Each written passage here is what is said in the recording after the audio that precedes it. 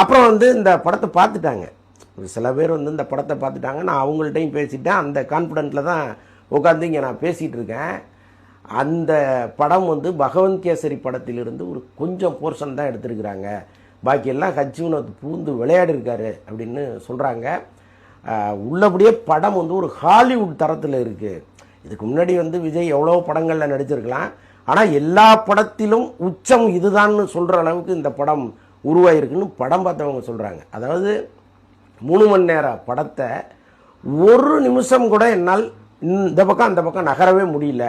அப்படி ஒரு பேக்கேஜான படமாக அது இருந்துச்சு. நான் ஃபோனை கூட கையில் எடுக்கலை அப்படின்னு சொல்கிறாங்க. ஸோ அந்த அளவுக்கு வந்து இந்த படம் அவ்வளோ விறுவிறுவிறுன்னு போகுது. நீங்கள் வந்து எத்தனை படம் பராசக்தி படமாகட்டும் அல்லது எத்தனை படம் வேணுனாலும் ஜனநாயகன் படத்து கூட மோதலாம். ஆனால் ஜனநாயகன் படம் மாதிரி ஒரு படம் விஜய்க்கு கூட கிடைக்காது, இனிமேல் அவர் நினச்சா கூட கிடைக்காதுன்னு சொல்கிற அளவுக்கு ஒரு படத்தை ஹெச் எடுத்து வச்சிருக்கிறாராம்.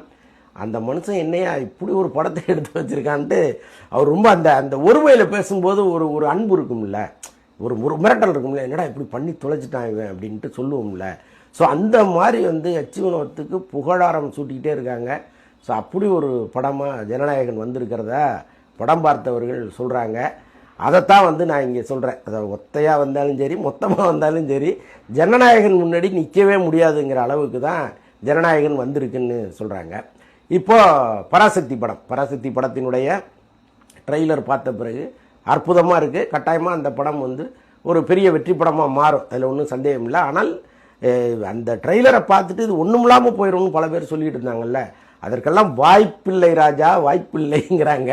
ஸோ அப்படி வந்திருக்கு தான் இந்த படம். இதில் சொல்வதற்கு பல விஷயங்கள் இருக்குது. ஸோ அதெல்லாம் வந்து நம்ம இங்கே படம் வருவதற்கு முன்னாடி வெளிப்படையாக சொல்ல முடியாது. பட் இருந்தாலும் விஜய் ரசிகர்கள் ரொம்ப கான்ஃபிடெண்ட்டாக இருங்க, கவலையே வேண்டாம். நான் ரொம்ப கான்ஃபிடெண்ட்டாக சொல்கிறேன். அதாவது காரணம் இல்லாமல் இப்படி ஒரு வீடியோவை நான் எப்போவுமே போட்டது கிடையாது. நம்மளும் யுகத்தின் பேரில் நல்லா இருக்காங்க அப்படின்ட்டு போயிடுவோம். ஆனால் நல்லா தான் இருக்குது, ரொம்ப ரொம்ப நல்லா இருக்குது. இதுக்கு முன்னாடி எத்தனை படம் வந்தாலும் இதை அடித்து காலி பண்ணணும்னு நான் சொல்கிறேன்னா அதில் ஒரு காரணம் இருக்குது. அதனால் சொல்கிறேன். விஜய் வந்து பாலிடிக்ஸுக்கு வந்த பிறகு பண்ண படம் இது. அப்போ இந்த படத்தினுடைய கதையையும் இந்த படத்தில் வர்ற வசனங்களையும் அவர் எவ்வளவு கவனமாக டீல் பண்ணியிருப்பாருங்கிறத நான் சொல்லி தெரிய வேண்டியதில்லை. அப்படி தான் வந்து படம் நெடுக அவர் வைத்திருக்கிற அரசியல் விமர்சனங்கள் அதெல்லாம் வந்து பொறி பறக்குது அப்படின்னு சொல்கிறாங்க.